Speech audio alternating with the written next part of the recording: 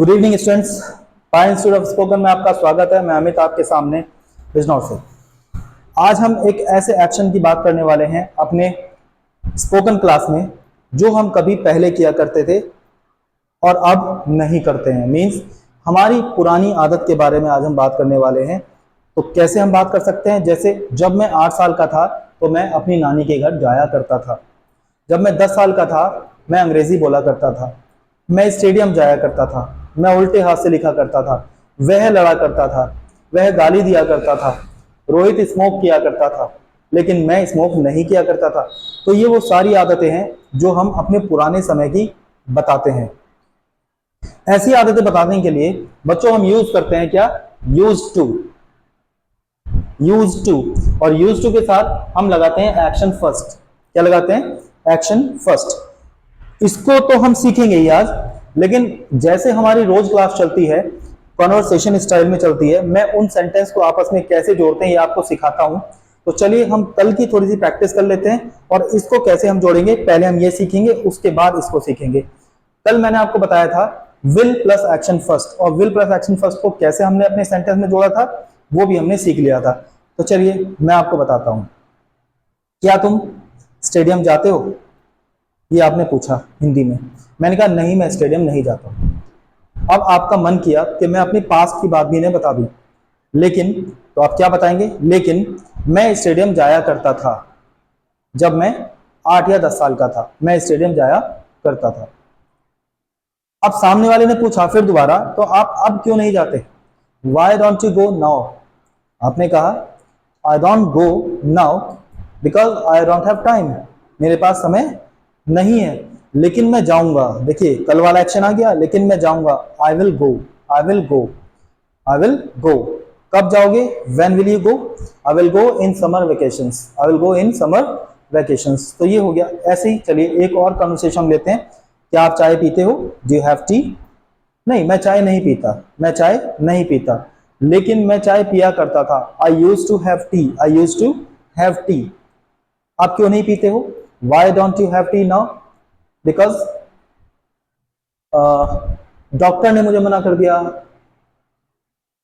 या मेरा शरीर मुझे अलाउ नहीं करता है। जैसे my body doesn't allow me to have tea. बात आई? या आप कह सकते हैं बहुत गर्मी है इसलिए मैं चाय नहीं पीता हूं, लेकिन विंटर में I will take tea, definitely I will take tea, in winter I will take T.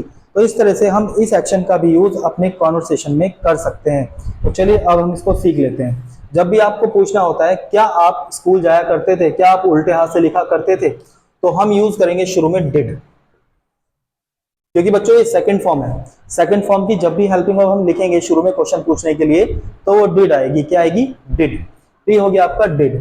अब डिड में अगर आपको यू से क्वेश्चन पूछना है अपने सामने वाले से, तो ये आ गया यू। अब डिड के साथ हमेशा वर्ब की फर्स्ट फॉर्म का यूज करते हैं, तो ये आ जाएगा यूज्ड टू, यूज्ड टू। और एक्शन फर्स्ट, जो भी आपका एक्शन है, जैसे did you use to, write you use to right with left hand?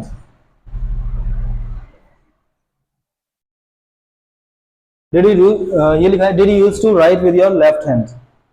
ऐसे ही एक क्वेश्चन और देख लेते हैं। Did you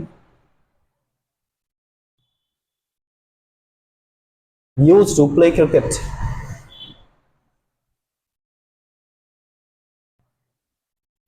in the stadium, in the stadium. अब इसका हम आंसर या तो हाँ में दे सकते हैं या ना में। जैसे मान लीजिए आपको इसका आंसर हाँ में देना है, तो आप कह सकते हैं या आई, सेकंड फॉर्म हो जाएगी क्योंकि डिड से क्वेश्चन किया, तो ये हो गया यूज्ड टू। और एक्शन फर्स्ट, मान लीजिए इस वाले क्वेश्चन का आपको आंसर देना है ऊपर वाले का, तो I used to right with left hand. अब नीचे वाले क्वेश्चन का अगर आपको आंसर देना है, तो आप कह सकते हैं ये I used to play cricket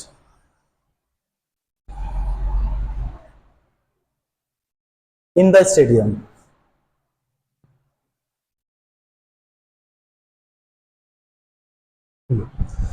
इसी क्वेश्चन का अगर आपको नेगेटिव आंसर देना है, तो आप डिड नॉट में देंगे। क्या में देंगे? Did not. तो मैं ऊपर से ये हटा देता हूं और ऊपर ही इसका आंसर लिखता हूं। जैसे आपको नेगेटिव आंसर देना है इस क्वेश्चन का, did you use to right with left hand, तो आप लिख सकते हैं नो आई डिड नॉट। अब ये डिड आ ही गया है तो हम फर्स्ट फॉर्म का ही यूज करेंगे, use to. I did not write, I did not used to write with left hand।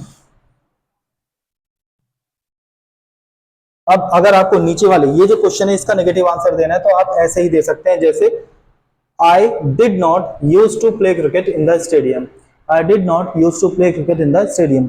तो चलिए ये अब आपको समझ में आ गया होगा, ये हम पुरानी आदतों के बारे में कैसे पूछते हैं, जानकारी लेते हैं, इस संबंध में आज हमने सीखा। अब चलिए एक कॉन्वर्सेशन हम अपना तैयार करते हैं, जैसे do you go to walk in the morning, क्या आप मॉर्निंग वॉक को जाते हैं? हाँ मैं जाता हूं, yes I go to morning walk. अगर आपको कहना है कि मैं नहीं जाता तो आप कह सकते हैं no I don't go to morning walk. लेकिन मैं जाया करता था, but I used to go to morning walk. देखिए आ गया ना, I used to go to morning walk. अब सामने वाले ने मेरे से फिर दोबारा पूछा why don't you go to morning walk now, मैंने आंसर दिया I don't go to morning walk now because I don't have time. मुझे कॉलेज जाना पड़ता है, मुझे ऑफिस जाना पड़ता है, तो आप ये भी जोड़ सकते हैं I have to go to office, I have to go to college, so I don't have time, so I don't have time. But in summer vacations, in coming vacations, जो भी वैकेशंस आ रही हैं, in coming vacations, in winter vacations, in summer vacations, I will go to morning walk. तो ये आपका क्या हो गया, एक कॉन्वर्सेशन हो गया। इसी तरह से आप भी कर सकते हैं, आप ट्राई कीजिए बोलने की। इन सेंटेंस को जो मैं आपको रोज दे रहा हूं, इनको जोड़िए, इनको बोलिए और इंग्लिश के एक अच्छे स्पीकर आप बन जाइए। नमस्कार, धन्यवाद।